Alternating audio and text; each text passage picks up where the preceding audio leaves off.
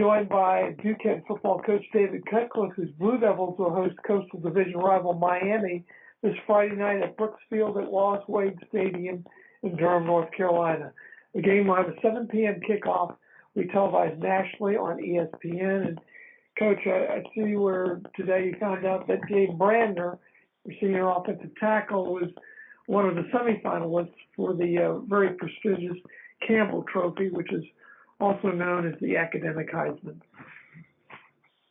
I'm very proud of Gabe. Gabe's also on the AFCA Good Works team that was just recently named, and he's got, I would think, a good opportunity to be a finalist for the Campbell Trophy, and I'm very proud of him. We obviously a somewhat short week, played on Friday night from a Saturday game, but I'm proud of our staff, proud of our team. They went to work on Sunday. There's not a day off until obviously a day after the game for the players, but I think everybody here realizes how big our challenge is. Miami is an extremely talented team, an extremely well-coached team.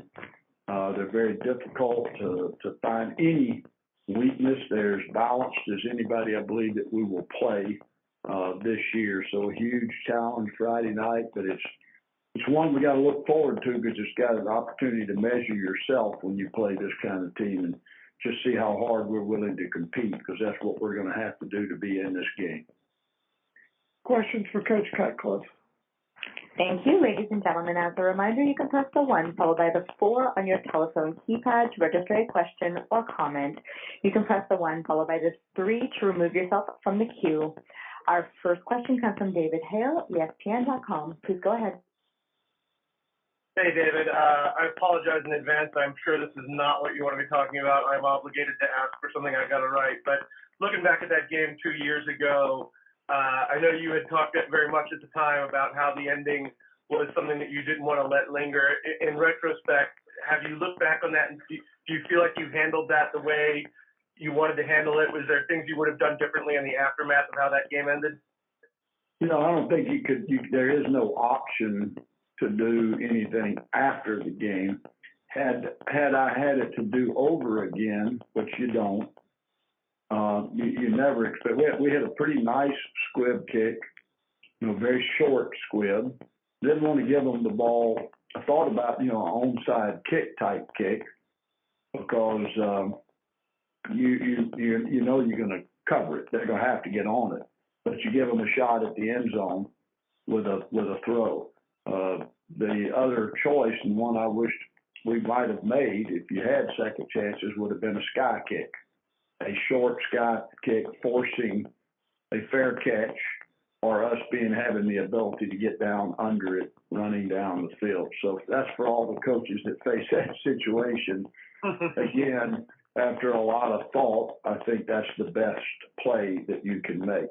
What we've done with that game, I really was able to put, it wasn't anger. All of the, it was gotten wrong and the conference announced that, but you couldn't change anything.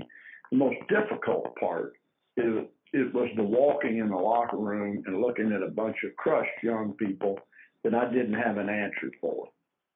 That probably will live with me forever, but that I ever dwell on that game. We've won games before we probably were fortunate to win. Not probably, we have. And we've lost some other games that we should have won. So you have to, as a coach, and particularly a veteran coach, you learn to put those things in the proper perspective in the proper place.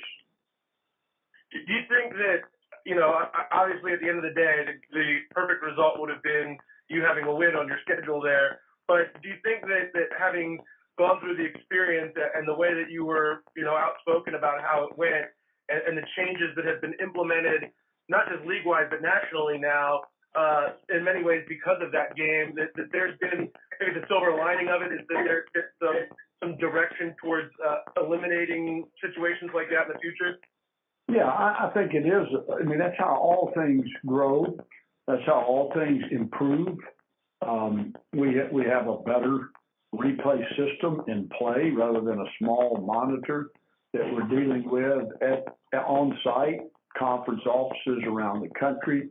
You have multiple people looking, and it's much easier to get a result right. If you're going to use replay, we all want the game to be streamlined and maybe a little shorter, but in critical circumstances, all we want is replay to be right. And that's a good move and a nice step in the right direction. Thanks so much, Dan. I appreciate it. Yes, sir. Yes, sir. Thank you. Our next question comes from Mark Berman at Roanoke Times. Please go ahead. Good afternoon. What do you want your defense to do better against Miami than last year's meeting, and just how much better do you feel you have a defense that will be up to that task this year?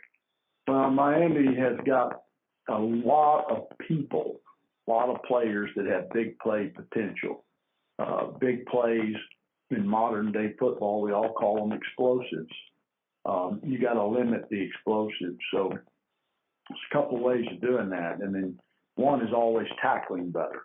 And we'll have to tackle well against some really talented people with the football, starting with the tailback or the quarterback, receivers, tight ends, etc. The other part of it is that everybody's got to play team defense. You have to be where you need to be. And they're a team that if you make a mistake, it's exaggerated against that kind of talent. So I'm not saying perfect, but you better play a game to where 11 people are doing what they're supposed to be doing every play, and that's the fastest path to minimizing explosive plays. So it's preparation, it's focus, it's all of those things, and that's what it's going to take for us defensively to be successful against a team as talented as Miami. Thank you. Thank you. Our next question comes from Dan Tortora of WakeUpCallDT.com. Please go ahead. Good afternoon, Coach. How are you? Good, Don. I hope you're doing well. I'm doing well. Brian Fields Jr., just what you can say about what he's done through these first few games. I know he's got 2 interceptions in 4 games, and just what he's meant as a senior leader to your defense. He's as good a captain as you could have off the field, and he's as good a captain as you could have on the practice field, and that's where it matters most. The reason he's successful, the reason he has 4 pick sixes in his career, the reason he seems to always be around is that he's athletic. He's got great feet. But Brian studies the game. He prepares. His practice habits, it's a joy to watch him in individual drills, group drills, our competitive drills that we do each Tuesday and Wednesday, best against best. Brian is showing the way, and that's who he is. And he's a great student, a great person.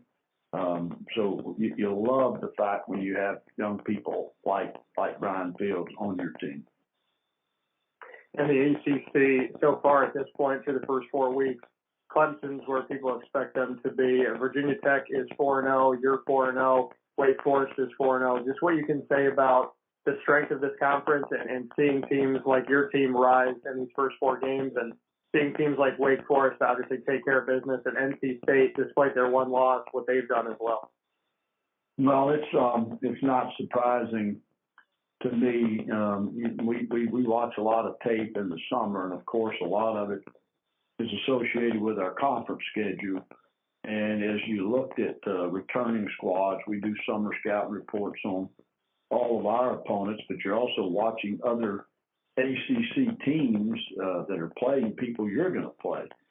So one of the comments we had as a staff throughout the summer was that there's as many good teams, good players coming back as any year we can remember over the 10 years, and that there's certainly balance in this league.